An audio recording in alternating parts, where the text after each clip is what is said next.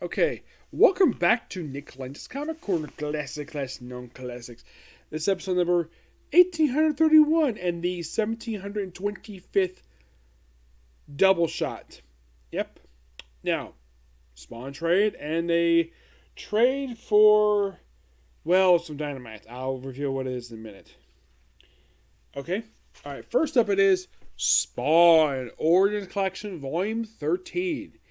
And is that Clayton Cranberry, you might ask? Yes, it is. Of course, Tom McFarlane and Brian Huggins does the writing here. The artwork, here's a little fun fact for you. Most of the artwork here is mostly by Greg Capullo, but a couple issues in here are done by Dwayne Turner.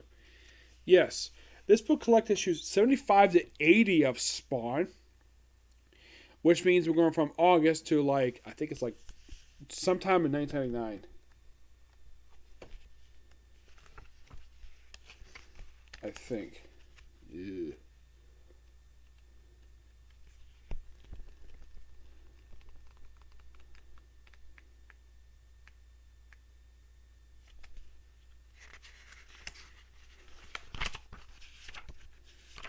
Oh yeah, by the way, the whole thing about the last trade is trying to deal with basically Al Simmons going back to his roots.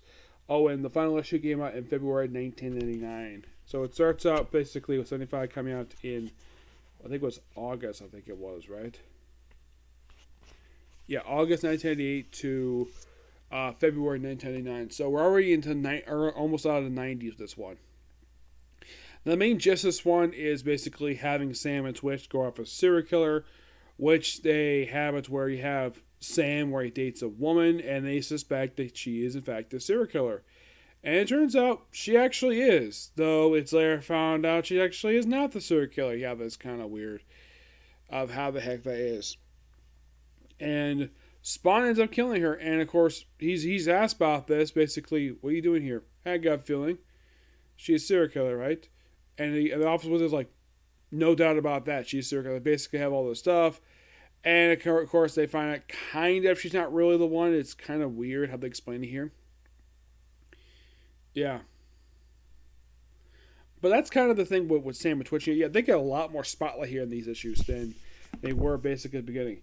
Also, at the end of this, Bill and Kincaid is planning to make a reappearance in the series at this point in time. Yes, he's planning to make a return.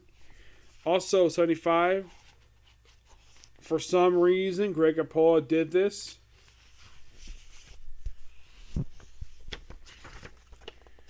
We have these two parade spreads. This happened, here's the first time. Again. I get one, but why the heck would they have frickin' two? It makes no frickin' sense here at all.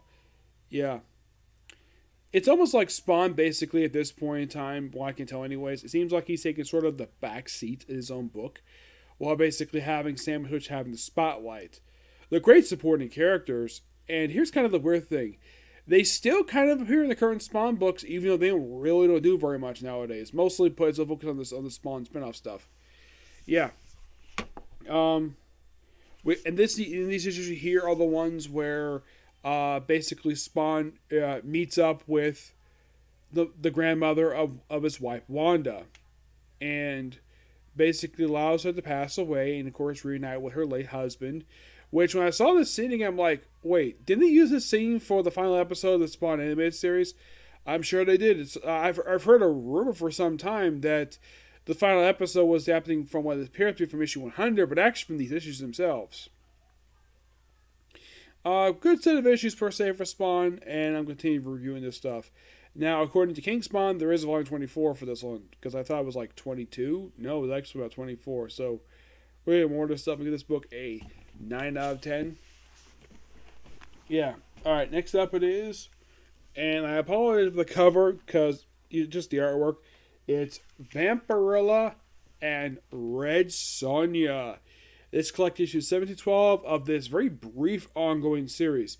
I say brief because basically it didn't last very long. It was the first of a couple team-up series they actually had together. I thought this was a really cool idea for these two. Surprisingly, this didn't last very long. It lasted for 1 year, and that was it. More time travel stuff in here. At one point, toward the end of the book, basically in the series, we actually have Red Sonja go to, believe it or not, Vampirella's home planet, Dracul. Yes.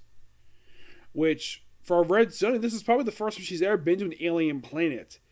Because she's never been on a hole before. Nope, never has. They go like the 20s, the 30s. They go kind of present day-ish. They go like all over the place. But this just a really fun series. Surprisingly, it didn't last longer than it did. The writing in here is done by Jordi Belair and art by Drew Moss. The cover art is done by Jay Lee and Jun Chung. It is just really good. Like I said, just a really good series. I get this trade roughly a 9 out of 10. My final thoughts on this particular series, because technically the series is over.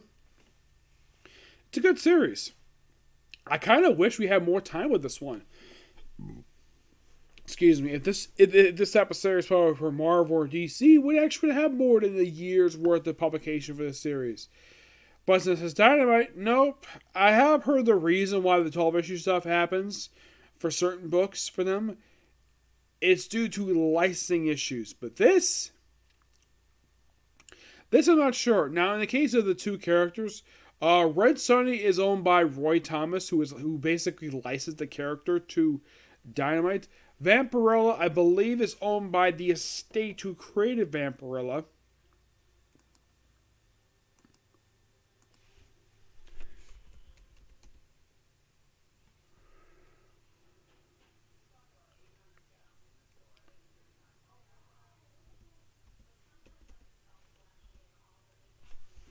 Let's see. And the creators are Forrest J. Ackman, Tina Ribbons, Tim Sutton, and Frank Frazetta. Now, are these people alive? Tim Sutton, no. He passed away in 2002. Frank Frazetta passed away in 2010. Tina Ribbons. Shocker, this woman is still alive. Yep, she is. And she's 83. Yep. Forrest J. Ackerman, he actually is no longer alive. So, other people who credited for creating him, only Tina Ribbons is still left alive. Mm-hmm. And it's something, though, I think it was Tim Sutton. No, it was Tim Sutton. It was this guy here, Frank Frazetta. The very year he passed away, that's when Diana picked the publication for the character of Vampirella. Yeah.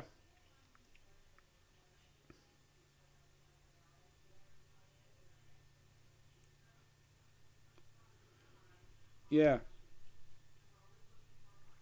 If I get a chance to meet Tina Ribbons at Comic-Con, I'm definitely bringing a Vampirella trade for her to sign because, well, I don't see why not. I haven't seen it come to a Comic-Con before. Mm-hmm. But, yeah, creating a character like Vampirella. I mean, she is credited basically for, okay, she designed the costume of Vampirella. But the thing is, I don't know if she actually will sign a Vampirella trailer. I have no idea. Would I bring one for her to sign? Yes. Yes, I will. Given that she's the only person associated with Vampirella still left alive. Yeah, she is the only one. Yep. I'm sure she wouldn't have a problem with it. No, I wouldn't think so. Yeah. But not much else to say about these two trades. They're both really good. So yeah, that's it, particular review. Stay tuned for my next review, which is going to be One Piece. And if you're curious, though, is it going to be My Hero today? No, because there's no chapter released today, and I still do not know when in the world they can release new chapter for Black Clover. They say it was like 3 months, but who knows? Okay, next video. Bye.